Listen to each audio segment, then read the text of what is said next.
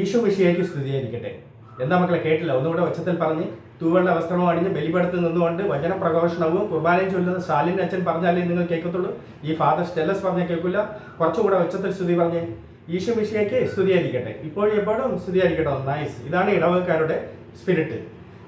ഈ ബൈബിളിനെ കുറിച്ച് നമുക്ക് രണ്ട് വാക്ക് പറയണ്ടേ. ഈ ബൈബിൾ എത്ര പേരുടെ ജീവിതമാണ് മാറ്റിമറിച്ചിട്ടുള്ളത്? എൻ്റെ ചിന്തയിൽ ബൈബിൾ തേൻകൂട് പോലെയാണ്. തേൻകൂട് നാം പിഴിയും തോറും സ്വാദിഷ്ടമായ തേൻ ലഭിക്കുന്നത് പോലെ ബൈബിൾ പാരായണം നമുക്ക് അറിവും വിജ്ഞാനവും ലഭിക്കുന്നു, ആത്മീയ ചിന്തയെ വളർത്തുന്നു, സ്നേഹത്തെക്കുറിച്ച് പ്രതിപാദിച്ചിട്ടുണ്ട്, ദൈവം ആരാണെന്ന് നമുക്ക് പഠിക്കാം, യേശു ക്രിസ്തു ആരായിരുന്നു എന്നറിയാം. നമ്മൾ ജീവിക്കുന്ന സമൂഹത്തിൽ മാന്യമായി ജീവിക്കാൻ ഉത്തേജനം നൽകുന്നതും ബൈബിൾ വചനം കേൾക്കുമ്പോഴാണ്. യേശുവിൻ്റെ 7 അന്തിമൊഴികളിൽ നിന്നും കഴിഞ്ഞ ആഴ്ചകളിൽ നമ്മൾ 3 മൊഴികളാണ് ധ്യാനിച്ചത്. അത് എന്തൊക്കെയാണെന്ന് വെച്ചാൽ, ഒന്നാമത്തേത്, പിതാവേ, ഇവർ ചെയ്യുന്നത് എന്തെന്ന് അറിയായികയാൽ ഇവരോട് ക്ഷമിക്കണമേ. രണ്ടാമതായി, യേശുവിൻ്റെ കൂടെ ക്രൂശിക്കപ്പെട്ട കള്ളനോട്, നീ ഇന്ന് എന്നോടൊപ്പം പരദീസയിലായിരിക്കും. മൂന്നാമത്തേതാണെങ്കിൽ, യേശു തൻ്റെ അമ്മയായ മറിയത്തെ നോക്കി, സ്ത്രീയെ, ഇതാ നിന്റെ മകൻ. തൻ്റെ അരുമ ശിഷ്യനായ യോഗന്നനോട്, ഇതാ നിന്റെ അമ്മ എന്ന് പറയുന്നു. എന്നാൽ നാം ഇന്ന് ധ്യാനിക്കാൻ പോകുന്നത് 4-ാമത്തെ വചനമാണ്. ഇനിയും വരും ആഴ്ചകളിൽ 5, 6, 7 വചനങ്ങളാണ് നമ്മൾ നോക്കേണ്ടത്. അവ യഥാക്രമം, എനിക്ക് ദാഹിക്കുന്നു, എല്ലാം പൂർത്തിയായിരിക്കുന്നു. എന്നാൽ യേശുവിൻ്റെ അവസാനത്തെ മൊഴി, പിതാവേ, അങ്ങയുടെ കരങ്ങളിൽ എൻ്റെ ആത്മാവിനെ സമർപ്പിക്കുന്നു. അമ്മച്ചി, ബൈബിൾ കഥയാണ് പറയാൻ പോകുന്നത്. ശ്രദ്ധയോടുകൂടെ കേട്ടോ. ജാം ക്രിസ്റ്റോയുടെ ആത്തയല്ലേ, അങ്ങോട്ടൊന്ന് മാറിയിരിക്കും. യേശു പറഞ്ഞ ഈ 7 അന്ത്യമൊഴികളെയും നമുക്ക് 3ആയി തരംതിരിക്കാം. ആദ്യത്തെ 3 മൊഴികളും ഇരുളിന് മുമ്പ് പറഞ്ഞത്, 4-ാമത്തെ മൊഴി യേശു ഇരുളിൽ പറഞ്ഞത്, ബാക്കി 3 മൊഴികളും യേശു ഇരുളിന് ശേഷം പറഞ്ഞത്. ഈ 6 മൊഴിയിൽ നിന്ന് വ്യത്യസ്തമായിട്ടാണ് 4-ാമത്തെ മൊഴി. ഈ 4 എന്ന വാക്കിന് ഒത്തിരിയേറെ പ്രത്യേകതകളുണ്ട്. 4 ദിക്കുകൾ, വടക്ക്, തെക്ക്, കിഴക്ക്, പടിഞ്ഞാറ്. 4 പ്രധാന സീസണുകൾ, വസന്തകാലം, വേനൽക്കാലം, ശരത്കാലം, ശീതകാലം എന്നിവയാണ്. അറാമിക് ഹെബ്രിയ ഭാഷയിൽ പറഞ്ഞിട്ടുള്ളതാണ് ഏലി ഏലി ലാമ സമസ്ഥാനി എന്ന് പറഞ്ഞാൽ, എൻ്റെ ദൈവമേ, എൻ്റെ ദൈവമേ, എന്തുകൊണ്ട് അങ്ങ് എന്നെ ഉപേക്ഷിച്ചു. സങ്കീർത്തനം 22 1-ാം വാക്യം, മത്തായി 27 46-ാം വാക്യം ഇപ്രകാരം പറയുന്നു. 6 മണി നേരം മുതൽ ഏകദേശം 9 മണി നേരം വരെയാണ്, അതായത് രാത്രി 12 മണി മുതൽ വെളുപ്പിന് 3 മണി വരെ യേശു ഈ അന്ത്യമൊഴികളും പറഞ്ഞു തീർക്കുന്നു. യഹൂദന്മാർ സമയം കണക്കാക്കിയിരുന്നത് വെളുപ്പിലെ 1 മണിയാണ്. ആ ദേശത്ത് അത്രയും നേരം യേശു നിലവിളിച്ചിരുന്നു എന്നർത്ഥം.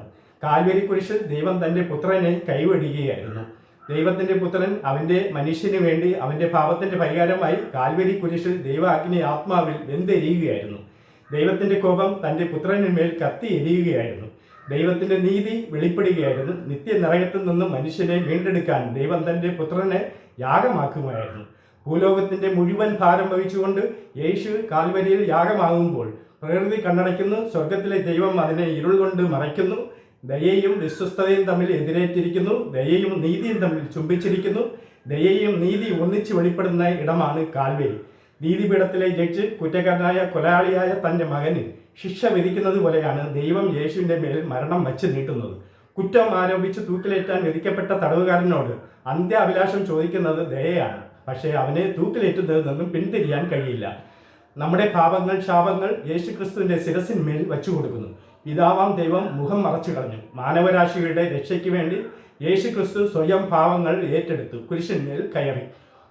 സുപ്രീമസിയും ഓതോറിറ്റിയും ദൈവപുത്രനായ യേശു ക്രിസ്തുവാണ് എന്നതിൻ്റെ ഉത്തമ തെളിവായിട്ടാണ് തൻ്റെ പിതാവ് അവനോട് ഈ കൃത്യം ചെയ്തത്.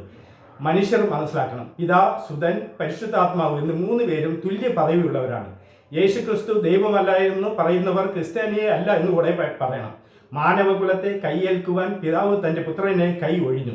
മനുഷ്യൻ യേശുവിനെ നിന്ദിക്കുന്നു, പരിഹസിക്കുന്നു. മനുഷ്യനാൽ കൈവിടപ്പെട്ട അവസ്ഥ, ദൈവത്താൽ കൈവിടപ്പെട്ട അവസ്ഥ. അവൻ്റെ ശിഷ്യന്മാരെല്ലാവരും ഓടി ഒഴിഞ്ഞു.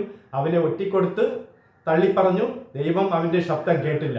യേശു നിലവിളിക്കുകയായിരുന്നു, എൻ്റെ ദൈവമേ, എൻ്റെ ദൈവമേ, എന്തുകൊണ്ട് അങ്ങ് എന്നെ ഉപേക്ഷിച്ചു. പിതാക്കന്മാരുടെ നിലവിളിക്ക് മറുപടി കൊടുക്കാത്ത ദൈവം തൻ്റെ പുത്രൻ്റെ നിലവിളിക്ക് മറുപടി കൊടുത്തില്ല. താൻ സ്നേഹിച്ച ജനതയും കാണുവാനില്ല. സ്വന്തം ജനതയും റോമൻ പട്ടാളക്കാരും ഇസ്രായേൽ ജനങ്ങളും യേശുവിനെതിരെ നിൽക്കുന്നു. യേശു ഒറ്റപ്പെടുന്നു, വേദന അനുഭവിക്കുന്നു. എന്നാൽ ദൈവ പദ്ധതി എന്ന് പറയട്ടെ, വിശുദ്ധ സ്തഫാനോസ് സ്വർഗത്തിൽ കണ്ടത് ദൈവത്തിൻ്റെ വലതുവശത്ത് യേശു സ്വർഗത്തിലായിരുന്നുവെന്നാണ്. ദൈവത്തിന് സ്തോത്രം, ദൈവത്തിന് മഹത്വം, ഹല്ലേലൂയ. യേശുവിനെ നമ്മുടെ രക്ഷകനായി സ്വീകരിക്കാം. ദൈവഹിതം പോലെ സംഭവിച്ച യേശുവിൻ്റെ കുരിശുമരണം എനിക്ക് വേണ്ടി എന്ന് വിശ്വസിക്കാം. നാം ദൈവമക്കളെന്ന അധികാരത്തിൽ ജീവിക്കാം.